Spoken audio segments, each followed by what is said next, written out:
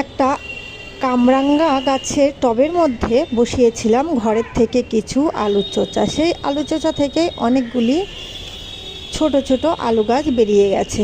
তো কিছু আলু গাছ আমি বস্তার মধ্যে মাটি দিয়ে সুন্দরভাবে লাগিয়ে রেখেছি, আর এখানে দেখি আরও কিছু আলু গাছ বেরিয়ে গেছে।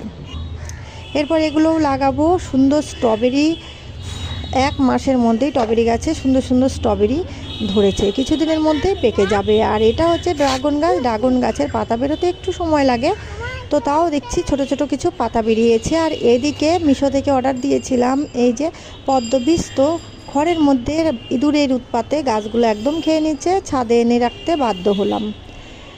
এদিকে আমি আলু গাছের মধ্যে আর একটা আলু গাছ এই যে এনে রেখে দিলাম। কিছু কিছু কুমড়ো বীজ এদিকে গাছ বেরিয়েছিল, সেগুলো বস্তার মধ্যে লাগিয়েছি। আজকে এ পর্যন্তই, পরে দেখা হবে অন্য কোনো ভিডিওতে, অন্য কোনো সময়ে। টাটা।